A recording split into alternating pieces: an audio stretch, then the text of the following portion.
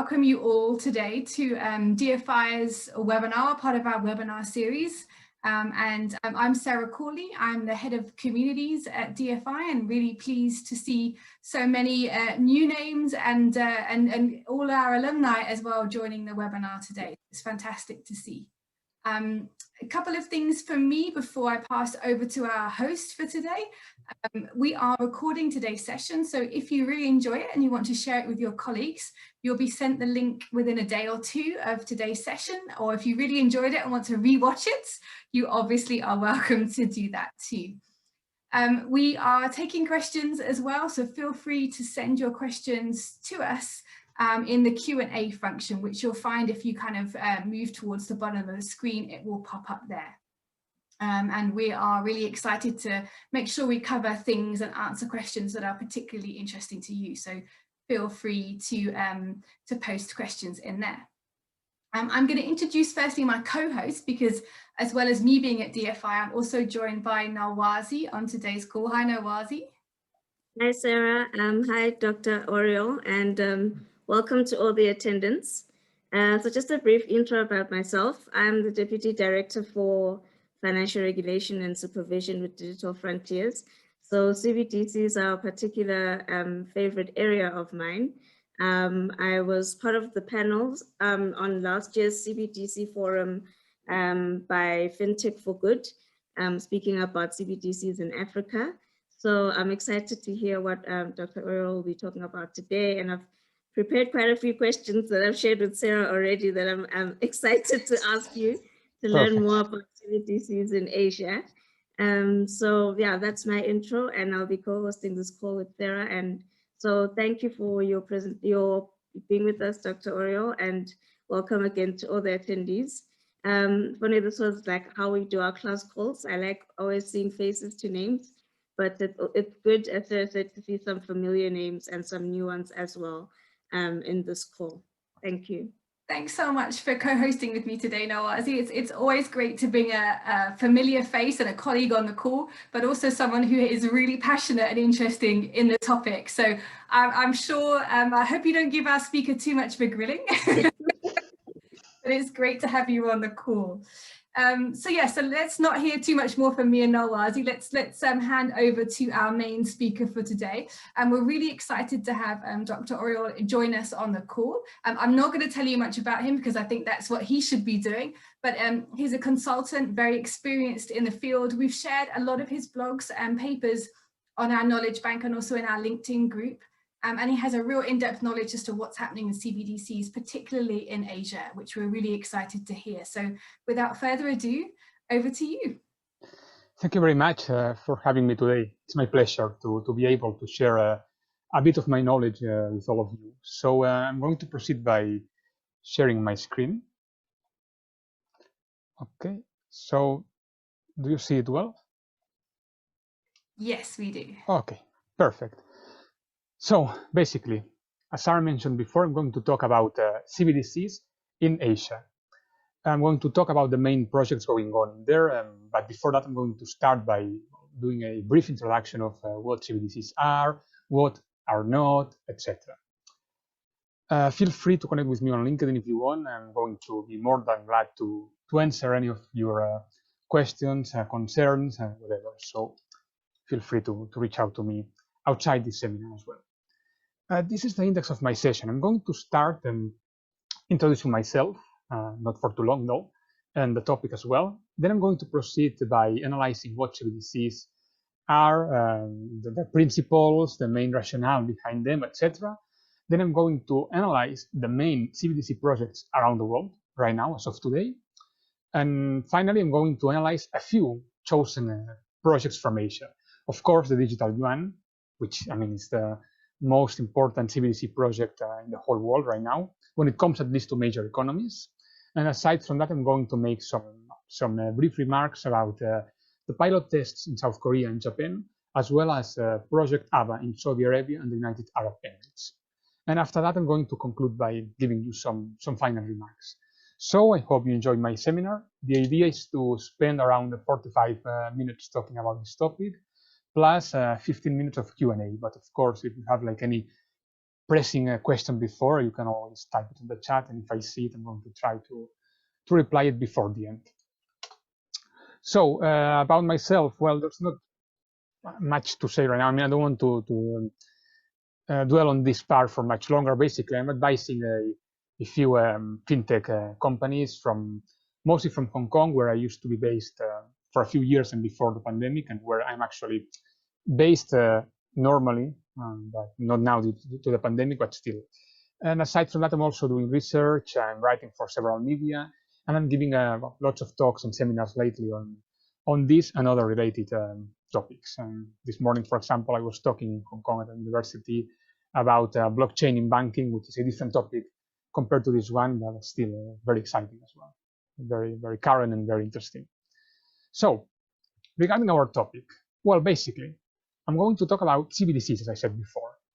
CBDCs, as I'm going to explain later, are a new form of central bank money. And it's very important to keep that part in mind. And it's very important as well to keep in mind the fact that, and I'm going to repeat that later, but still, 80% of central banks from all over the world are already working to some extent on CBDCs. When I say working on CBDCs, I mean that maybe they are doing something as basic as some initial research. I don't mean that 80% of central banks are already testing their CBDCs. I don't mean that, but still, I mean, it's quite interesting to see that so many central banks are interested at least in researching about this topic, because it means that there is an actual interest. So, without further ado, let me proceed by analyzing what CBDCs are. Before that, I need to talk about central bank money, because CBDCs are, as we're going to see, central bank money. And central bank money is nothing else but a legal tender issued by a central bank, which represents a claim against that central bank. That central bank money. So every time you use a US dollar, euro, yuan, I mean, any fiat currency, you are using central bank money because it's legal tender and it's been issued by a central bank. So moving forward, a central bank digital currency is nothing else but a digital version of that central bank money. In other words, the digital yuan, for example, or the digital euro is going to be nothing else but a digital version of that central bank money that already exists. So it seems simple, I don't know, at first sight, and it is simple, but at the same time, there are some complications behind, no?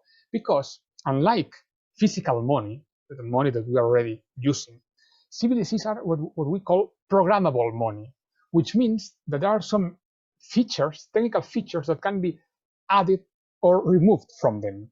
And this is something that you cannot do with coins or notes. I mean, a coin or a note is that. I mean, it's a piece of paper, for example, or a piece of metal, that's all. But when it comes to CBDCs, it's true that I said that it's nothing else, for example, the digital euro, but a digital form of the euro. But at the same time, it's going to allow the central banks to do many more things than before, no? Because precisely of that idea of being programmable. There are two types of CBDCs, but I'm not going to dwell on this part for much longer. Wholesale CBDCs and retail CBDCs.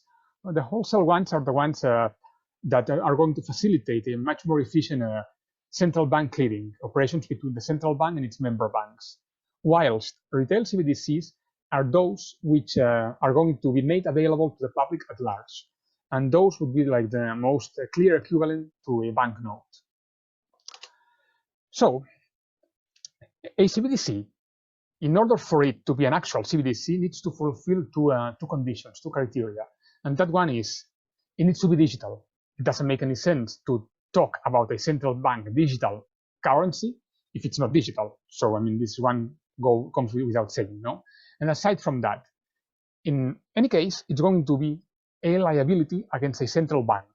And this is so because, as I said before, central bank digital currencies are going to be central bank money. So it's always going to be a liability against a central bank because it's going to be legal tender.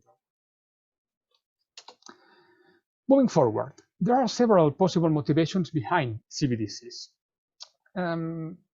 It's important to remark, though, that which one is more important for each country is going to depend precisely on each country's policies and interests. I mean, in other words,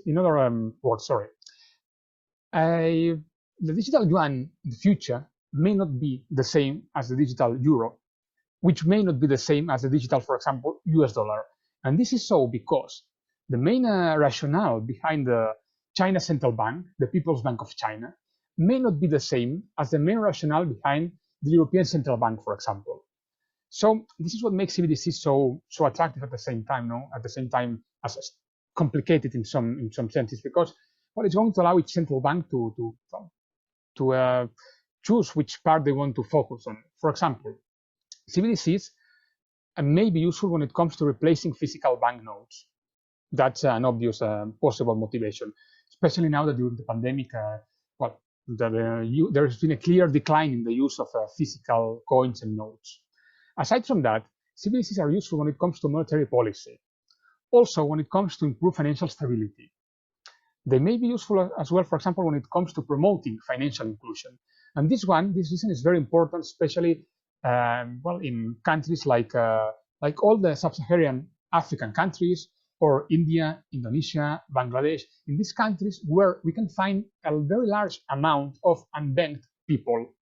It may be very important in those countries now to try to do research and eventually deploy a CBDC, because there's one common characteristic that we observe in some of those countries, and it's the fact that even though it's hard sometimes for these unbanked people to have access to a physical bank branch because they may be living in remote towns where there is no bank in there, it doesn't mean that these people, they have no access to smartphones or laptops. Sometimes they have, or in many cases, they have smartphones, but what they lack is a physical bank branch. So in those cases, a CBDC, same as the idea of virtual banking, for example, may prove to be very valuable in those cases. This is the case, of course, of Sub-Saharan Africa, among other areas in the world. Aside from financial inclusion, CBDCs may also be useful when it comes to financial crime prevention, global geopolitics. So, as I said, it's up to every country to decide which is like the purpose, the motivation that they choose to be the most important for them. For China, for example, as I'm going to say later, to me, the most important motivation behind the digital yuan is not tackling financial inclusion or any of the other ones that I mentioned, but the idea of trying to promote the yuan for international payments, for cross-border payments. And this is so because, as I'm going to say, China has never managed to compete with the US dollar when it comes to making the RMB a much widely used currency in international trade.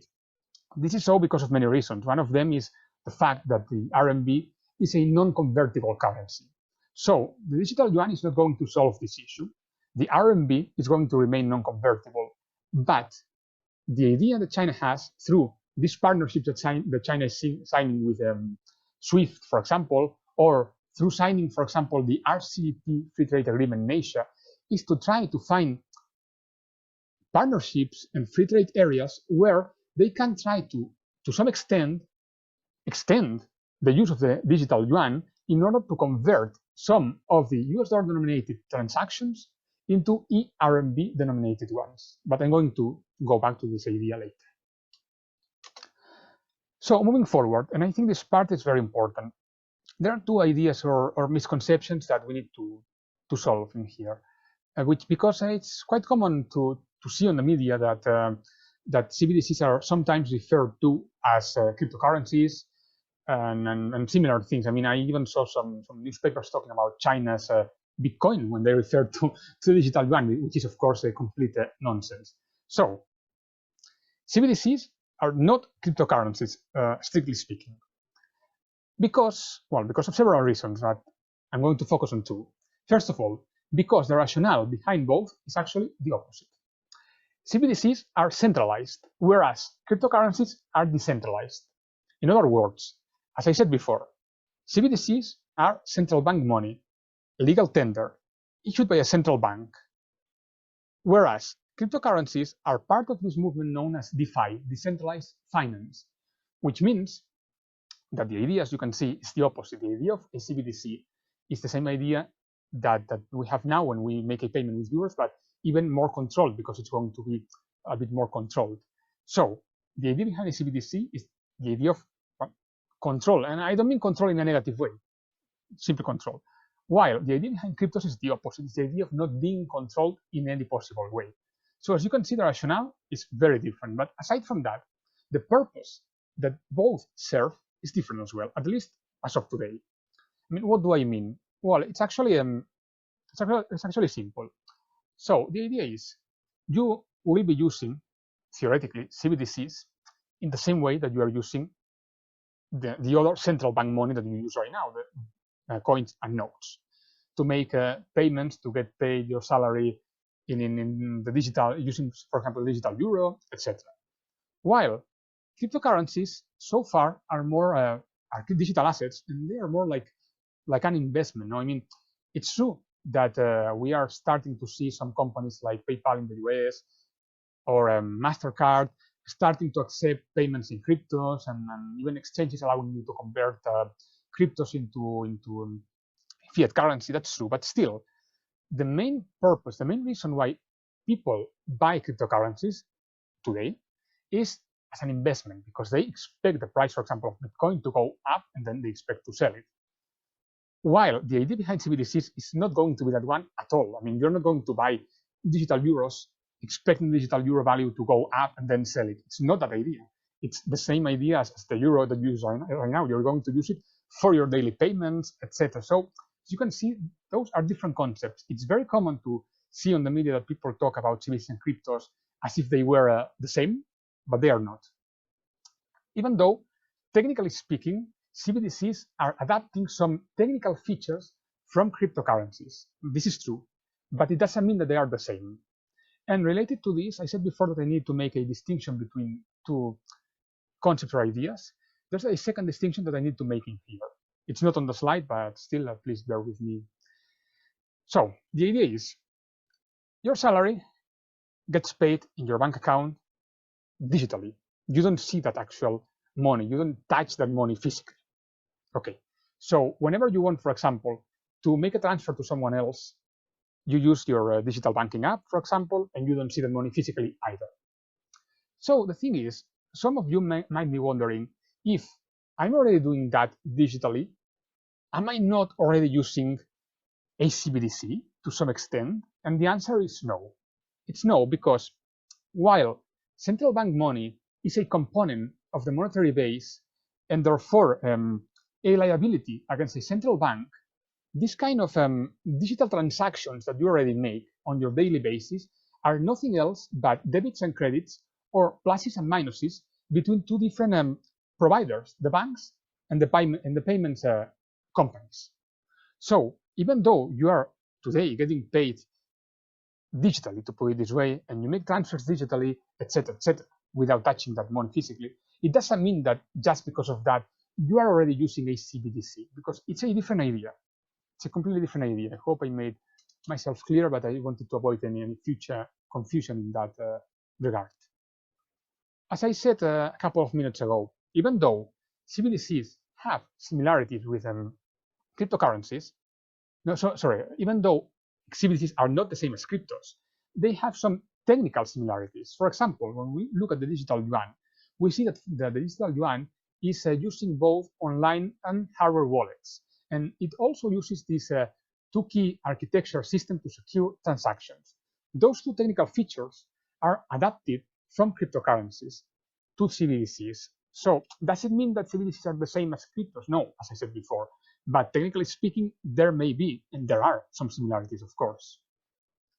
Also, when it comes to blockchain, CBDCs don't need to use blockchain necessarily. It's not like compulsory for them to do so, but it might be useful for them to do so. For example, looking at the case of China, we see that the digital yuan is going to be structured on what we call a two-tier structure, in which the People's Bank of China is going to issue the digital yuan to the commercial banks without using blockchain. And then in the second level, the commercial banks are going to issue the digital yuan to the general public through the use of blockchain. So this is why, for example, when we talk just about the case of the digital yuan, we cannot say that the digital yuan is not going to use blockchain. It's going to use it partially. And same idea might apply to other CBDCs, but we don't know yet. I mean, We may find, for example, the digital euro operates in a similar way in the future. Perhaps, we don't know it for sure.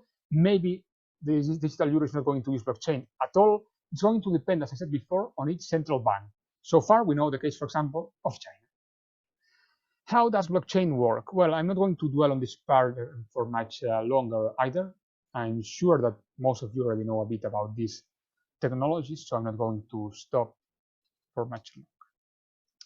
I want you to know, though, that even though blockchain is best known or more famous for underpinning the operations of cryptocurrencies, and this is so because blockchain was created at the same time as Bitcoin appeared, to the world.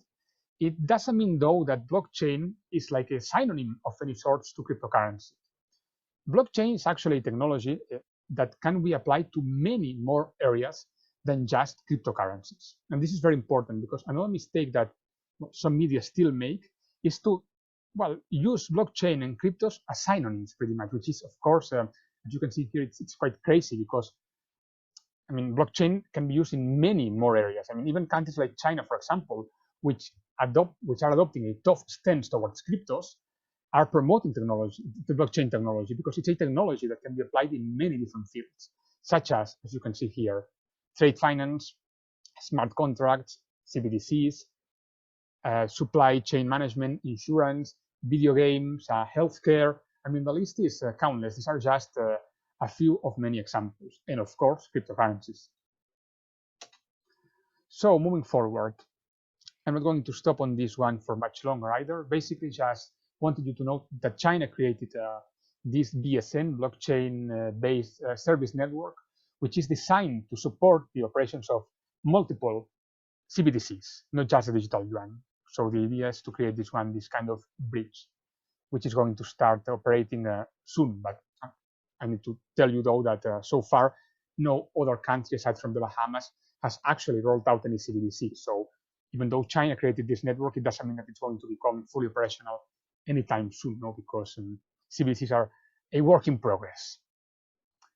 Also, you can see on this slide a couple of images of what the wallet apps are going to look like, the wallet apps for the digital yuan in China. On this slide, you can see the one designed by the Agricultural Bank of China. So it's just one example for you so you can see it. Now, moving forward, I already tried to explain you as briefly as possible what CBDCs are and what CBDCs are not. Now I'm going to tell you briefly what's the current status of CBDCs around the world. As I said before, according to a report published by the Bank of International Settlements last January 2020, 80% of central banks were already working to some extent on CBDCs.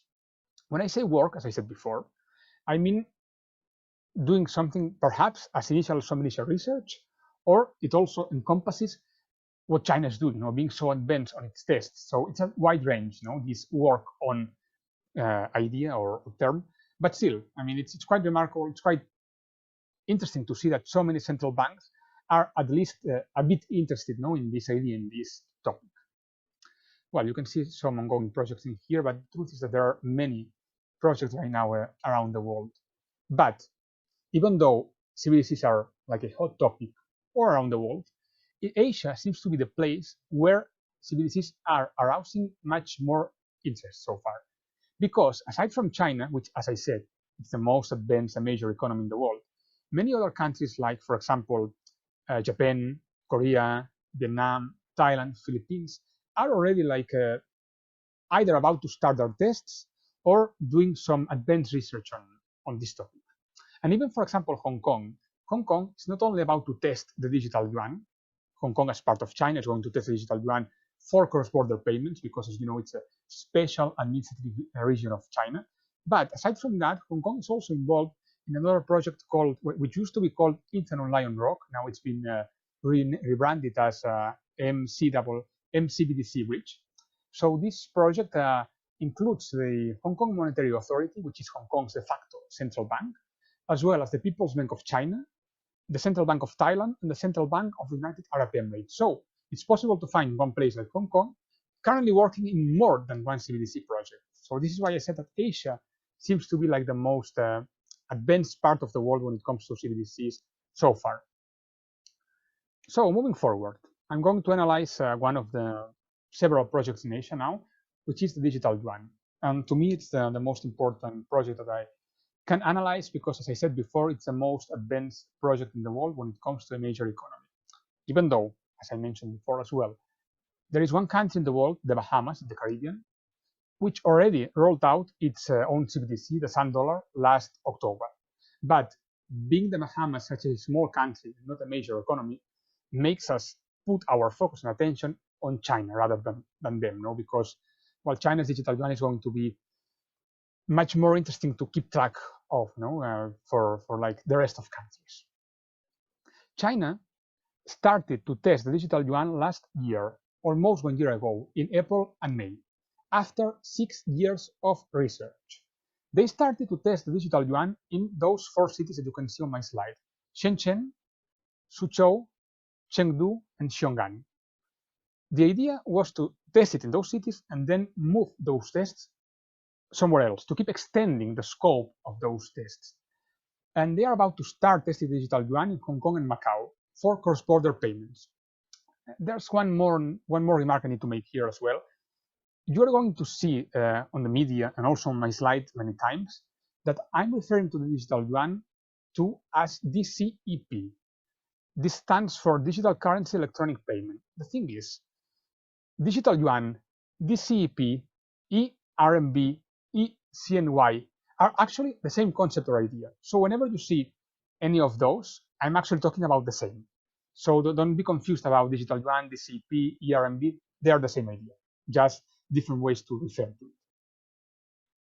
So moving forward, the idea, as I said before, for me, the idea that China has is to try to extend the use of the digital yuan throughout the world in order to try to convert some of those US dollar denominated payments into eRMB or digital yuan denominated ones, which is not going to be easy, but that's the idea, in my opinion, rather than promoting more virtual internal payments in China. Because, I mean, let's face it, many people in China already used electronic payments platforms like, for example, WeChat Pay or Alipay. So the idea is not to make Chinese citizens become much more virtual, because they are already so.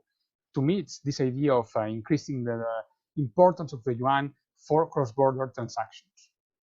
So moving forward, as I said before, digital yuan is going to work through this 2-tier structure, which is what I said before. No? There's the People's Bank of China, which is China's central bank, issuing the digital yuan to the commercial banks, and the commercial banks on the second level issuing it to the general public. And it's important to remark that, because CBDCs do not need to be necessarily like that. I mean, there are going to be, for sure, or at least theoretically, that's the idea, CBDCs which are issued by the central bank directly to the citizens, whereas some other CBDCs are going to be issued by the central banks to an intermediary, in this case a commercial bank, and the commercial bank is going to issue it to the general public. So these are like 2 different designs for CBDCs. That's why I make mention to this one, because not all CBDCs need to be or need to look the same. I mean, actually, they won't in the future. DCP, or digital yuan, is going to have like many advantages. I summarized here a few of them, but there are actually many more than those. To me, well, maybe the most important ones are the 2 on top. I mean, allowing China to create an important soft power tool, which is what I said before, to try to extend the use of the yuan for cross-border payments. And also, the second one would be to allow China to control its financial system much more efficiently. China's financial system has been having some issues these last 2 decades, such as, for example, its shadow banking system, which has been hard to control. So creating a tool like the digital yuan is going to allow the Chinese regulators to tackle these issues, these inefficiencies, much more efficiently. You can see some more images in here of how the DCP wallet is going to look like when integrated into the other wallet apps. Then I'm going to make as well a very brief mention to shadow banking. I'm not going to dwell on this part for much longer, but basically, shadow banking is like present worldwide. It's not something that it's only in China, but it's been more a phenomenon much more important in China. Shadow banking refers to all those credit intermediation activities performed outside the traditional banking system, or maybe I should say those activities non-regulated. Because, or let me go to the very beginning.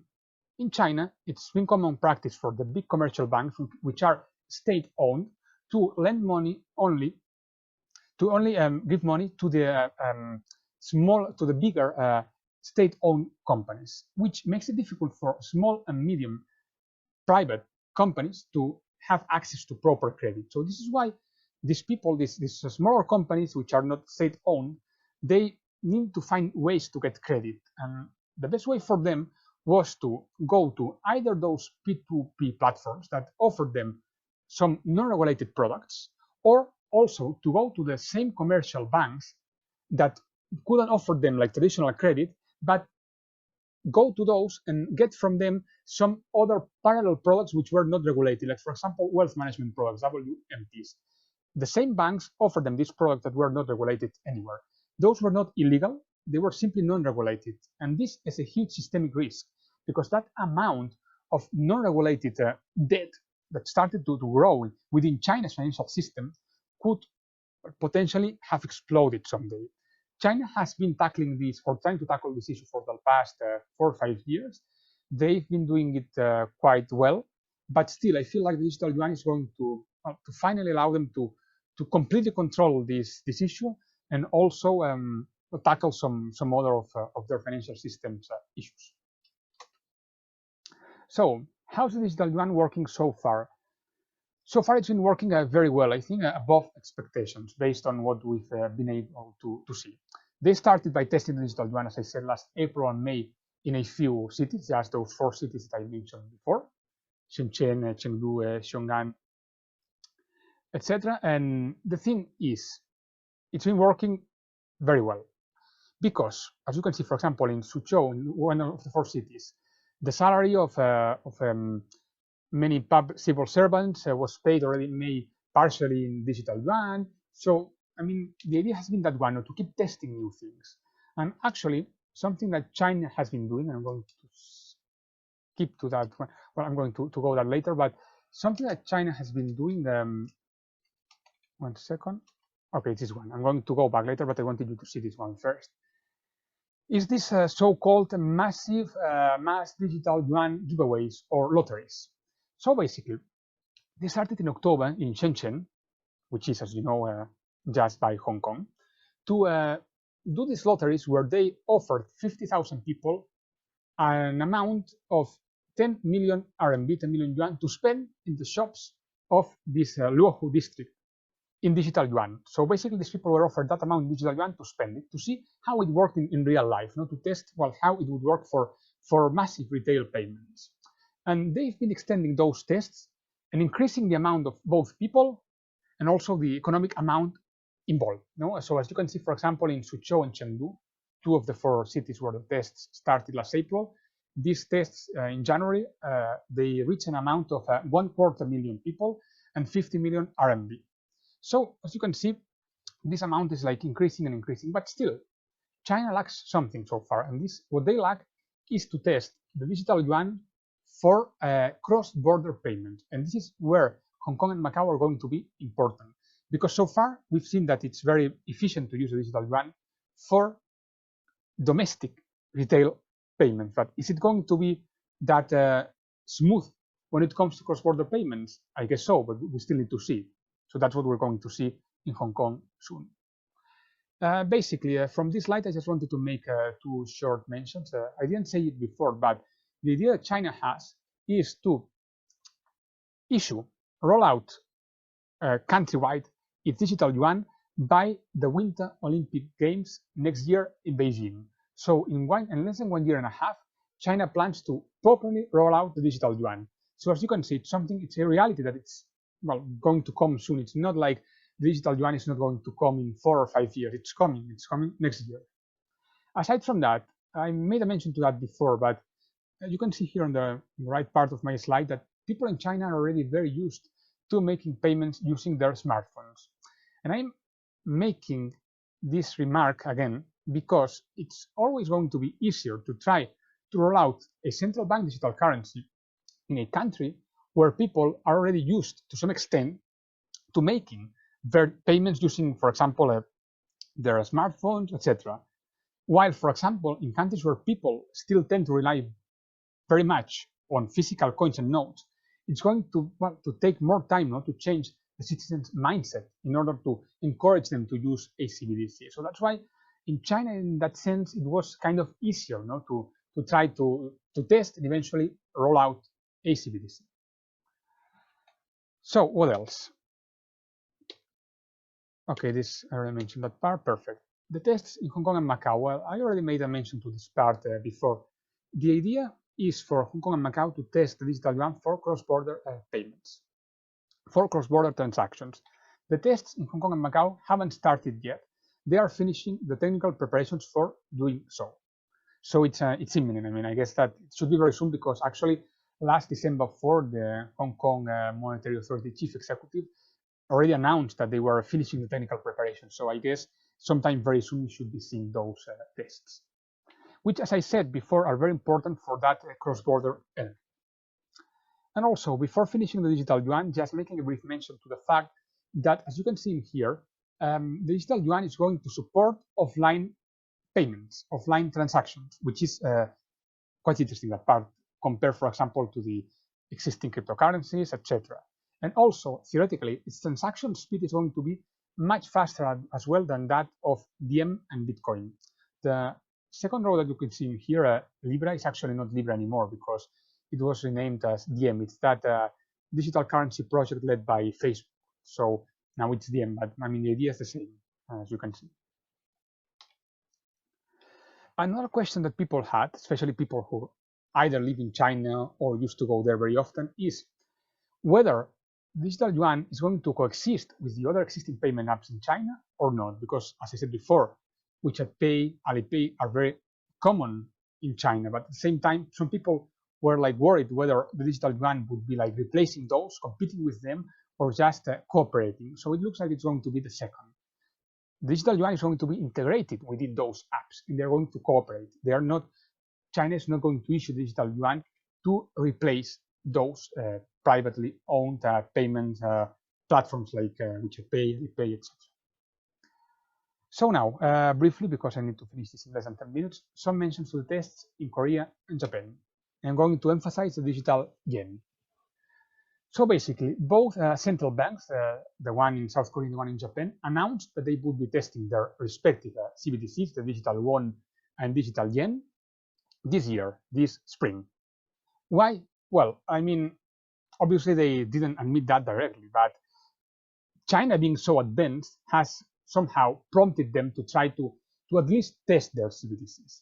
However, the approach that Japan is going to have is different than that of China. And this is so because while China is planning to testing now its digital yuan to roll it out massively next year, Japan is planning to test its digital yen this year, but not to roll it out anytime soon. Actually, they just want to test whether it is technically feasible or not to finally someday eventually issue a digital yen, but they are not planning on effectively rolling it out anytime soon. That's an important thing that you need to keep in mind, and it looks like the same idea will apply to Korea. I'm like emphasizing this part because I don't want you to get from my talk that China will come next year and maybe Japan will come in 2 years. It's nothing like that. So the POC, this proof of concept that the Bank of Japan is going to make involves these 3 phases that you can see here, which I'm not going to explain very thoroughly. But for anyone who's interested on this topic, you may either download the report published by the Bank of Japan or reach out to me anytime. But still, I'm just going to analyze some ideas. I think the most important idea about Japan's future digital yen, or at least about these tests, is the fact that in Japan, people are still much more reliant on physical coins and notes than in China. People in Japan use payment platform apps much less often than in China, which means that Japan's central bank is testing its digital yen now to see whether it is feasible or not, but they are not planning on rolling it out at least until they see a clear decline in the use of physical money. So if in the future they see that people stop to some extent using physical coins and notes, and they start adopting or buying, for example, more cryptos, etc., then in that time, Japan will, well, decide maybe to roll out the digital yen, which will be already tested, since after this year. But it's not like a necessary condition for this test to finally deploy it or roll it out. There needs to be this decline in the future. That's pretty much what these slides explain. And same as China, the idea of this retail CBDC is to approach it through a two-tiered system approach. So basically, the central bank is going to issue the digital yen, the CBDC, through a system of intermediaries. It's not going to be issued directly to the general public. So it's pretty much the same idea that we saw in China. Well, the Bank of Japan mentioned some next steps that they want to follow, but I'm not going to dwell on this one for much longer. It's basically what I summarized to you before. Other projects in Asia are, for example, this one proposed by the former Hong Kong Monetary Authority, Norman Chan Tak Lam, who proposed creating this basket of this new regional digital currency consisting of a basket of Hong Kong's dollar, China's yuan, Japan's yen, and South Korea's won. This so far has been just a proposal. It's not something that they are testing yet, but they might do so someday in the future. And it's, of course, interesting to keep track of this. And before moving to the conclusions, just briefly in a few minutes, one more project that I want to study, to analyze is Project Abba in Saudi Arabia and the United Arab Emirates. It's important because, well, it's Asia as well. I mean, another part of Asia, but Asia nonetheless. And also because this project, it's a wholesale CBDC project. Project Abba was started in early 2019, and the final report was published this last November 30, 2020. The idea was to test whether it was feasible or not to someday issue a wholesale CBDC between the central banks of Saudi Arabia and the United Arab Emirates. And this was like the first idea to test. The second idea to test was if using blockchain technology for this wholesale CBDC would be actually advisable or not. So in order to make this project much more comprehensive, they added, both central banks added 3 commercial banks from each country to this project. So the Abba ecosystem, as we can call it, included the 2 central banks plus 3 banks from Saudi Arabia, Riyadh, Al Rajhi, and Al Imma, plus 3 from the United Arab Emirates, Dubai Islamic, First Abu Dhabi, and ENBD. So this is the Project Abba ecosystem. As you know, Abba in Arabic means crossing boundaries. So the idea was that one to try to cross the boundaries between both countries and see whether it was feasible or not. The final report, as I said before, was published last November 30. And well, it was quite surprising because both central banks concluded by saying that their initial expectations were not only met, but they were exceeded by far. So they concluded by saying that it's perfectly feasible for them to issue these wholesale CBDCs for interbanking clearing operations, but also that doing so by using blockchain is not only possible, but very advisable. It's very, well, interesting for them to do it through the use of blockchain. So, well, I mean, that's why I think that this project was so interesting, because it's a wholesale CBDC, unlike the other retail CBDC project that we saw. It's also a project that involved, 2 central banks. It's also a project that involved analyzing whether blockchain was feasible, was advisable or not for the whole structure. So this is why it's important to keep track of any future development regarding this project. For any those of you interested in learning more about this project, you can also download this 100-page long report on this topic. It's very thorough, but still, for those of you interested in this topic, it's quite interesting to download it and read it. It's available on the internet, so I encourage you to try to read it because it's quite enlightening. And what else?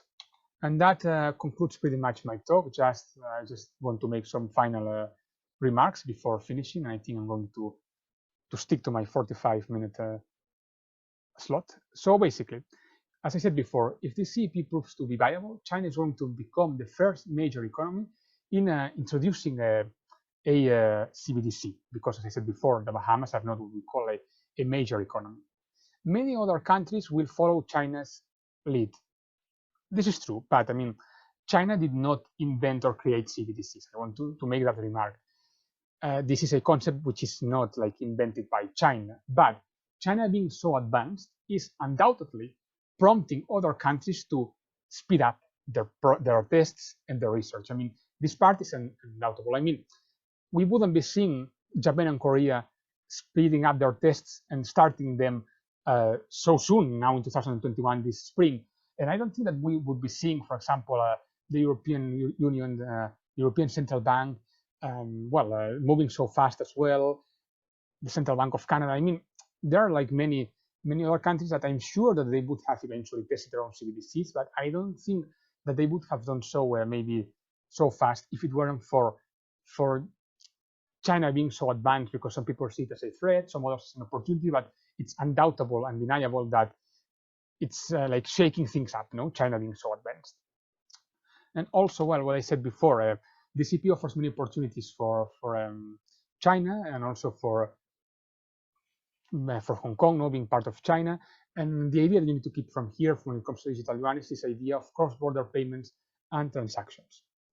So this concludes my talk. These conclusions are what I just said about Japan and Korea. So without further ado, let's move to the Q&A session. So feel free to ask me anything that you want to know about this topic, or anything that you want to discuss. Wonderful. Thank you so much for that whistle-stop tour through what's happening in Asia. It was great to sort of hear a lot about what's happening in China, but also for you to flag other interesting projects that we need to keep an eye on and learn from them as well. And I know Nowazi is just dying to ask a couple of questions. So I'm going to start with Nowazi before we'll come to the participants' questions. So Nowazi, over to you. All right, thank you so much, Sarah. I think, I've been trying to help you a bit with answering some of the participants' questions in the Q&A, but I think some of them will be good for discussing with you. But I think my questions will be based mainly, particularly because you touched on cross-border payments, and the BIS recently published a paper looking at CBDCs and cross-border payment arrangements. So I think my question would be, how do you see that working? Because I mean, the title of our webinar is looking at central bank digital currencies, pilot testing in China, Korea, and Japan, as well as Saudi Arabia. So how do you see that working? What do you think that collaboration would look like, specifically even the technologies that they're using? And what do you think what lessons then could other countries, I see one student's been asking a lot of questions about Yemen. So I think that's a nice way to put it in that. How do you think other countries could learn from that? Because we know Canada did it with Singapore and it worked well. But how do you see it working, especially because China's context is so different to the rest of Asia? So how could their cross-border arrangements work? And then my last question, sorry, before I move on, is so I can hand over to you, is that, so yes, like when central banks decide to implement a CBDC, it comes with two main risks. Also from a BIS paper, I've been reading a lot of their papers regarding CBDCs, where they talk about your monetary risks, where the CBDC is interest bearing and what that means regarding the monetary policy transmission. And then more particularly, what I want to focus on are your financial stability risks, which now might result in bank runs, disintermediation of the banking sector, as well as not being able to protect monetary sovereignty, especially as you've touched on Facebook's DM, and if people decide to use other countries' CBDCs. So how can central banks also manage those risks in planning to issue a CBDC in their design choices or technology considerations? So those are my two questions. I prepared more, but Sarah left me at two, so I'll stop there. Sure, no problem. Well, I mean, regarding your first question, I don't think, I mean, I think it's like a two-phase approach, that we need to make. I mean, we cannot think about using like multi-platform, multi-CBDC platforms if your country doesn't have yet its own CBDC. No? So first, for example, China needs to create and roll out its own CBDC, and then they may think about making it like international. No. So it's kind of related to the second question. Well, people are going to use a CBDC from each country. I mean, it's the same idea as central bank money, you know. So you're not going to see people in South Africa, for example, using the digital yuan. No, I mean it's very rare. Of course, that someone may use it for cross-border payments, for international trade, but in the same way that they might be already doing so today, they might be already using the physical RMB. No, so in that sense, I don't think that there are so many risks attached to CBDCs, mostly because the idea behind is pretty much the same as the idea behind the fiat currencies that we already have, but simply programmable. So it's true that I talked before about all those platforms that are being created, this BSM blockchain service network in China, etc., etc. But still, I mean, there's no risk to me in that area, in the sense that we're not going to see, for example, the digital yuan, the ERMB replacing the euro to an extent or anything like that. It's not going to be like that, because I mean, unlike, for example, cryptocurrencies, no, where you can like buy a Bitcoin like anywhere in the world, and a Bitcoin is a Bitcoin like in Spain, in South Africa, in Australia, no, I mean, its value is the same, etc., etc., etc. When it comes to CBDCs, I mean, it's different because it's central bank money, so it's going to be issued by your central bank. You're going to be able to get it and make payments with that CBDC through the wallet apps designed by your central bank or whichever provider designs them. So this idea of using CBDCs internationally, etc., etc., it's not something like shouldn't worry us too much. No, I don't see much risks in that area as long as they are well designed, and they should be well designed. I mean, when I said that China is trying to expand its digital yuan for cross-border payments, I mean, this is true, but it doesn't mean that China is aiming, for example, at Mozambique or Angola to use the digital yuan as its main currency. It's nothing like that. No, it's more about trying to convert some of those international transactions that were done in US dollars into ERMB ones. But I mean, aside from that, it's not actually that much of a risk. And as you said before, it's going to depend very much on the context of each country, because CBDCs, I mean, are not going to be CBDCs, the same idea of CBDC like everywhere. I mean, yes, a CBDC is a CBDC, but as I said before, the approach can be like very different. So, for example, for China, there are some features that they are going to prioritize, you know, because they want precisely to use it for promoting cross-border payments. They want to tackle some issues that they've been having, like, for example, shadow banking. While, for example, in the European Union, shadow banking has never been such a big issue. They are not going to focus as much on cross-border payments, so they might want to focus on other areas, no? And I think this idea is even more clear when we talk, for example, about, let's say, Sub-Saharan Africa or India, Indonesia, Bangladesh. I think in their focus shouldn't be on maybe on those other areas, when they should start focusing on financial inclusion, no? Because I mean, it's not just because it's good to allow people to become part of a financial system, but also because the more people join the financial system, the stronger the financial system becomes, no? So I think it's going to depend pretty much on its central bank, and CBDCs, unlike cryptos, are not going to be like a broad concept looking the same everywhere. No, I mean, I'm pretty sure the digital yuan, when eventually deployed, is going to be quite different from the digital Canadian dollar, for example, because both are going to serve different purposes. And when it comes to this idea of cross-border payments or using a CBDC from one country in another country, it's not going to be that much of an issue, because it's central bank money. So you're not going to start seeing people in South Africa using the digital yuan as your main currency, and then while people in, I don't know, in Japan will use the digital euro. I mean, it's nothing like that, because it's not a digital asset in the same way that cryptocurrencies that are going to be bought and sold everywhere. It's a different concept. So in that sense, I don't see that much of an issue. There's also another area that people are very concerned about, which is privacy. I know that people are very concerned about privacy and CBDCs. And of course, there are some issues that need to be tackled, but still, I don't feel that it should be such a big issue either. At least that's my take on that. Thank you very much. Those have been helpful answers for me.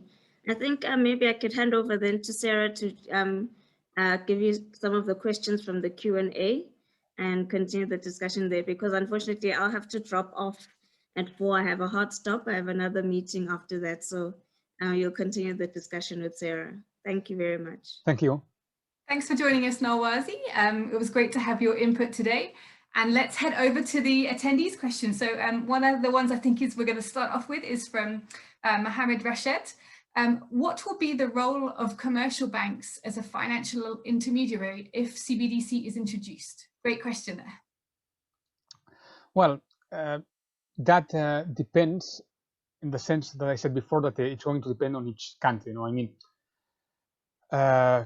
in some cases, for example, a central bank may decide to issue that CBDC directly to the general public. If they decide to follow this two-tier structure that China and Japan seem to be willing to follow, well, it's pretty much what I mentioned before. We're going to see this system where a central bank is going to issue the CBDC to the commercial banks, and those commercial banks are going to issue at the very same time those CBDCs to the general public. So, I mean, to some extent, those commercial banks are partially, they are not going to act like a central bank because they don't actually issue the CBDC, but they do part of the central bank's functions. But still, as I said, it's going to depend on each case, because some countries may decide to skip the commercial banks in between and issue directly, from CBDC, from a central bank, to general public. While even if they decide to follow this two-tier structure, how the commercial banks do it may differ. For example, in China, they're going to follow this approach that I said before, where blockchain is going to be used for this second level. But it's going to depend. The thing about CBDCs now that makes them so interesting and yet tricky is that we are just in many cases talking about hypotheses. It's mostly theoretical, because aside from China and the Bahamas, but the Bahamas, I said, it's such a too small case. The other cases we're just talking about small tests, small reports. So we are just guessing or assuming how it's going to be in the future. China is like the only lead that we actually have. So it's almost like we need to have this conversation again in maybe like 6 months or a year, just to see who else is launching out there. It's a very innovative and new field, which is why it's great to start these conversations, isn't it? Yeah, actually, there's a website called Cbdc Track, which is quite interesting because it allows you to check like country by country and see what's the status, because there are like changes all the time. You even saw countries like Tunisia, for example, which wanted to test a CBDC and decided not to do it. So you need to like be constantly updating yourself. Otherwise it's very easy to keep track of this topic. Thank you. And I think that's a great shout out for people to be able to sort of go somewhere and keep up to date with what's happening. And again, the overviews you've given today of the other projects that are happening in Asia, people can again find that information, look into a bit more depth and keep up to date with it, because it will be changing a lot. Mm-hmm. Exactly. We're almost out of time, but I'm just trying to squeeze 1 or 2 more questions in.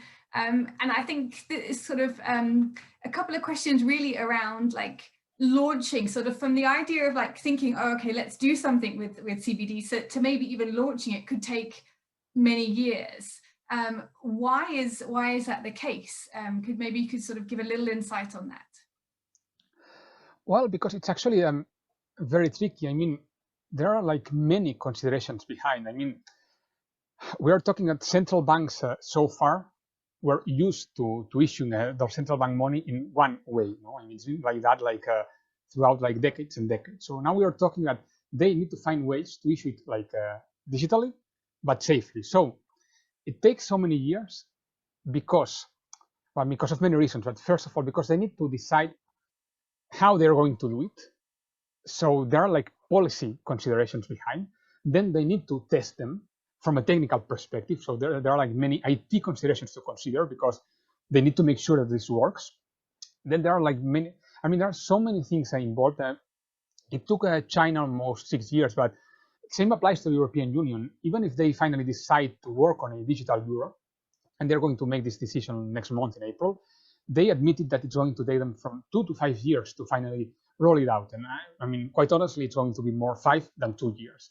I mean, there's a long process behind because there are so many different aspects to consider, like technically and non-technically speaking, and even legally speaking. I mean, our laws in most cases are not prepared for CBDCs. China needed to amend its People's Bank of China's law to add a couple of words actually, but a couple of words that allow a CBDC to be legal tender. Because, for example, China's central bank law said that the fiat currency in China was the digital yuan, and they added one remark. They said either in its physical or digital version.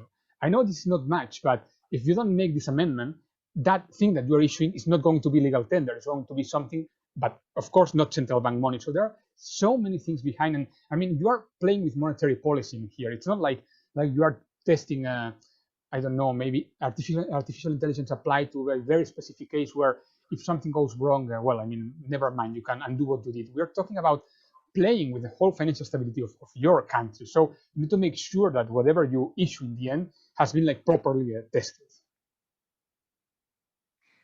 And how would you, how do you, I think Jill asked this sort of a question here, and it was about China, but I think it's generally, how do you manage risks related to CBDC? Is that different from how you would manage fiat currency, and how?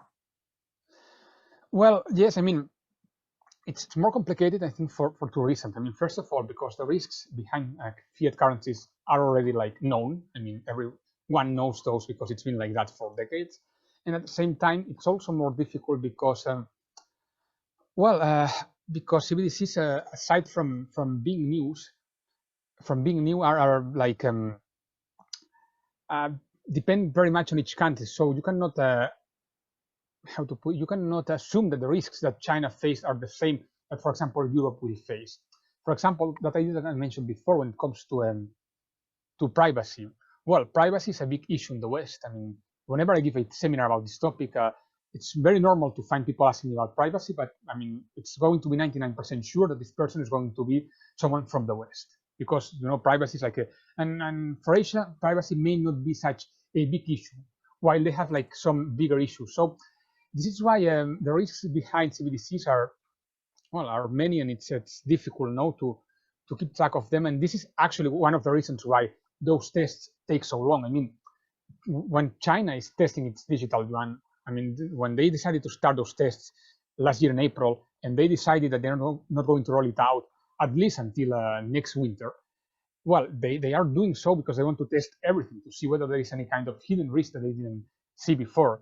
And it's, I mean, of course, it's difficult now to foresee everything. I know that, for example, some banks are also worried on whether their status is going to change. I mean, there are many concerns, but I think that the general idea, though, is not that risky. Of course, that there are risks behind CBDCs, but generally speaking, I think that the advantages outweigh the risks by far. This is at least my personal opinion. But of course, it takes time. It takes tests and trial and error, and even sometimes maybe we're going to see countries rolling out CBDC and then realizing that maybe something was not actually that accurate.